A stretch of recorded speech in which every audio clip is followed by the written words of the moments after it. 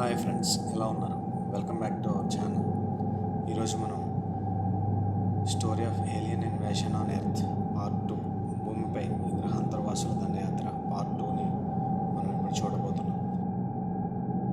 ఇక పార్ట్ 1లో జరిగిన విషయాలను చూస్తే గవర్నమెంట్ ఆర్మీకి సంబంధించినటువంటి టాస్క్ని అసైన్ చేస్తుంది. దీనిలో ఏలియన్స్కి, ఎక్స్ట్రా టెరెస్ట్రియల్ స్పేస్ నుంచి వచ్చినటువంటి ఏలియన్స్కి, ఆర్మీకి వార్ అయితే జరుగుతుంది. దీనిలో స్పేస్ షిప్లు పూర్తిగా కాలి దగ్ధమవుతాయి. దానిలో దొరికినటువంటి ఏలియన్స్ని ఆర్మీ టీం ఒక రెస్క్యూ చేసి వాళ్ళని సపరేట్ కంటైనర్స్లో రీసెర్చ్ ల్యాబ్కి పంపిస్తారు అనాలిసిస్ కోసం.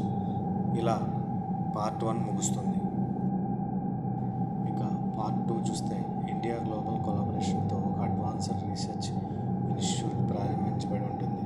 దీనిలో వేదిక్ స్క్రిప్చర్కి సంబంధించి పురాణాలు, వేదాలు, వేదిక్ మ్యాథమెటిక్స్, యోగా, ధ్యాన చక్రాలతో పాటు వేదిక్ నాలెడ్జ్కి సంబంధించినటువంటి అనేక గ్రంథాలలో శిక్షణను ఇస్తూ ఉంటారు.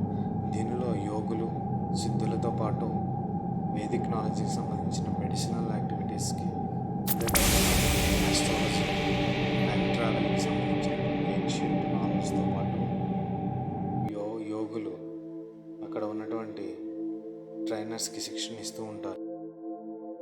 ఈ రీసెర్చ్ ల్యాబ్లో ప్రపంచంలోనే అడ్వాన్స్డ్ రీసెర్చ్ అనాలిసిస్లు జరుగుతూ ఉంటాయి. హ్యూమన్ జెనెటిక్స్కి సంబంధించి, జీనోమ్ అనాలిసిస్కి సంబంధించినటువంటి హైలీ అడ్వాన్స్డ్ రీసెర్చ్ స్టడీస్తో పాటు జెనెటిక్ అనాలిసిస్లకు సంబంధించినటువంటి రీసెర్చ్ కూడా ఈ అడ్వాన్స్డ్ ల్యాబ్లో జరుగుతుంటుంది. దీనితో పాటు ఏన్షియంట్ కాలానికి సంబంధించినటువంటి పోర్టల్ గేట్స్ ద్వారా టైం ట్రావెల్ చేసే పద్ధతులను, వేరే గ్రహాలలో ట్రావెల్ చేసే పద్ధతులను కూడా ఈ అడ్వాన్స్డ్ రీసెర్చ్ ల్యాబ్లో ట్రైనింగ్ ఇస్తూ ఉంటారు.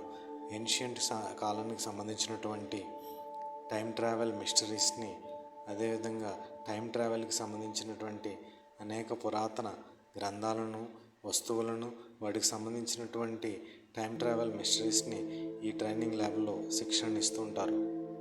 ఆర్మీ ఏలియన్ వార్ తర్వాత ఏలియన్ రీసెర్చ్ శాంపిల్స్ని ఈ అడ్వాన్స్డ్ ల్యాబ్కి పంపించి టెస్ట్ చేపిస్తూ ఉంటారు.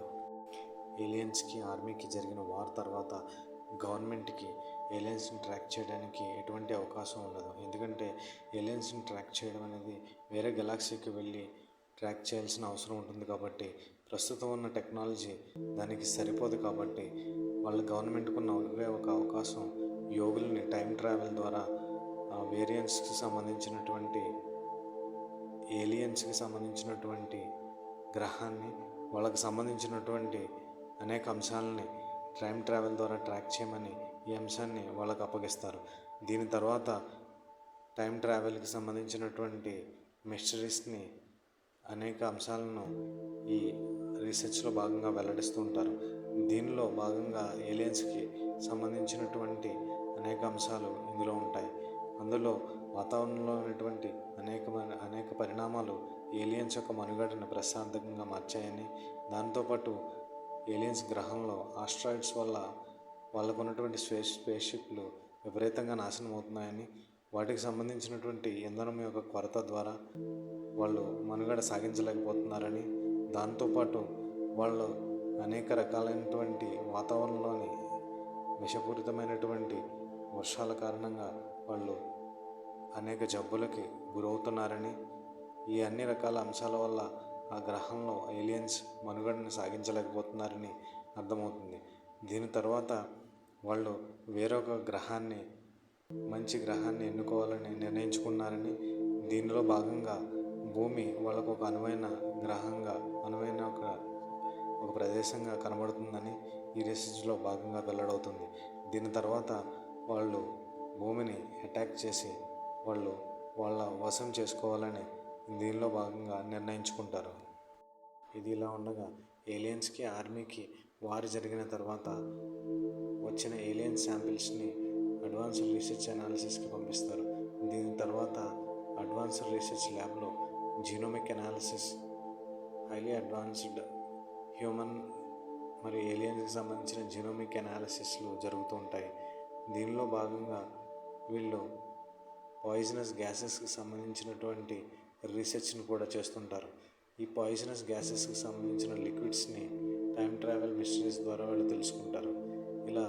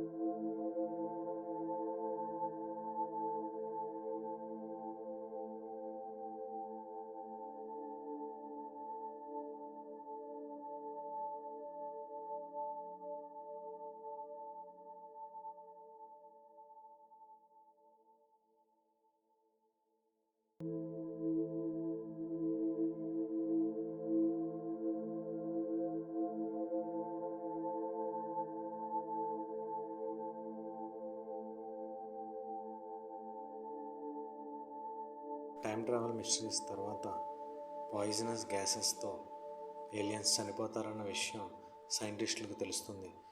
సైంటిస్టులు రీసెర్చ్ ల్యాబ్లో ఏలియన్స్ చనిపోవడానికి సంబంధించినటువంటి పాయిజనస్ గ్యాసెస్ని కృత్రిమంగా తయారు చేస్తారు. ఈ తయారు చేసినటువంటి పాయిజనస్ లిక్విడ్స్ని గ్యాస్ రూపంలో కన్వర్ట్ చేసి వాటిని ఏలియన్స్ మీద ప్రయోగించడం వల్ల ఏలియన్స్ చనిపోతారన్న విషయం సైంటిస్టులకు అర్థమవుతుంది. దీని తర్వాత ఏలియన్స్ని చంపడానికి వీళ్ళకు ఉన్నటువంటి ఒక ఆయుధంగా ఈ పాయిజనస్ లిక్విడ్స్ని సైంటిస్టులు కనుగొంటారు. తర్వాత దీన్ని పెద్ద మొత్తంలో ప్రిపేర్ చేసి కంటైనర్స్లో స్టోర్ చేసుకొని యుద్ధానికి ఎప్పుడైనా రెడీగా అవసరమవుతాయని వీటిని సిద్ధం చేసుకొని ఉంచుతారు.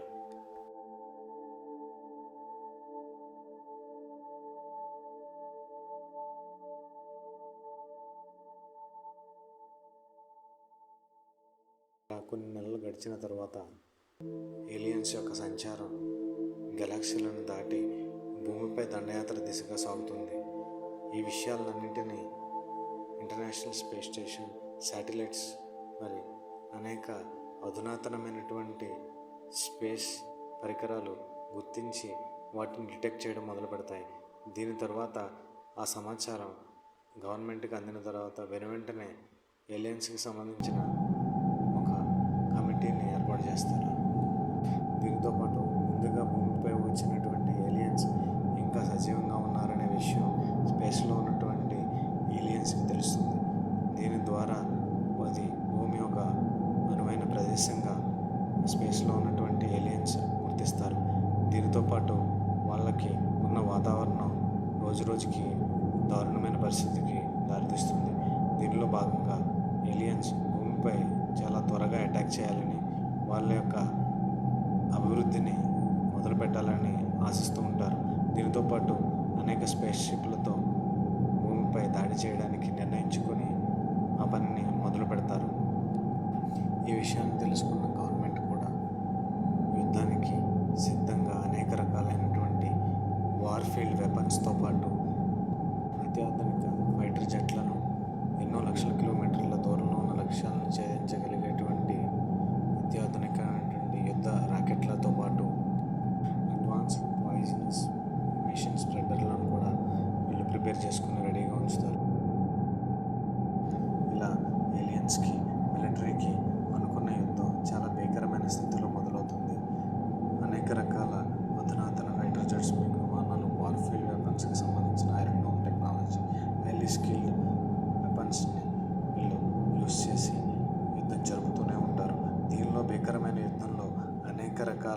స్పేస్ షిప్లు నేలమట్టమవుతాయి.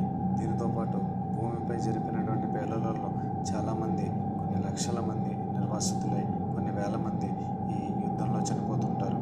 దీని తర్వాత ఎట్టకేలకు కొన్ని రోజుల పాటు జరిగిన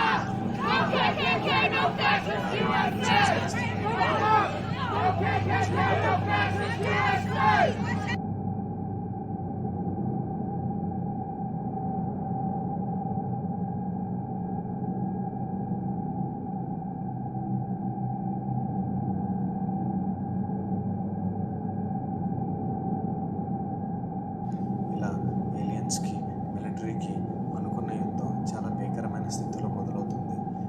అనేక రకాల అధునాతన ఫైటర్ జెట్స్, మిగ్ విమానాలు, వార్ఫీల్డ్ వెపన్స్కి సంబంధించిన iron dome technology, highly skilled వెపన్స్ని వీళ్ళు యూస్ చేసి యుద్ధం జరుపుతూనే ఉంటారు. దీనిలో భీకరమైన యుద్ధంలో అనేక రకాల స్పేస్ షిప్లు నేలమట్టమవుతాయి. దీనితో పాటు భూమిపై జరిపినటువంటి పేలుళ్లలో చాలామంది, కొన్ని లక్షల మంది నిర్వాసితులై కొన్ని వేల మంది ఈ యుద్ధంలో చనిపోతుంటారు. దీని తర్వాత ఎట్టకేలకు కొన్ని రోజుల పాటు జరిగిన ఈ యుద్ధంలో భూమిపై ఆర్మీ విజయం సాధిస్తుంది. జరిగిన తర్వాత ఏలియన్కి సంబంధించిన స్పేస్ షిప్లు పూర్తిగా తగలబడి దాని తర్వాత ఆర్మీ విజయం సాధించి భూమిపై ప్రశాంతమైనటువంటి వాతావరణాన్ని నెలకొల్పుతుంది. ఇలా ఈ కథ ముగుస్తుంది. ఇలాంటి మరిన్ని వీడియోల కోసం మన ఛానల్ని షేర్ చేయండి, లైక్ చేయండి, సబ్స్క్రైబ్ చేయండి.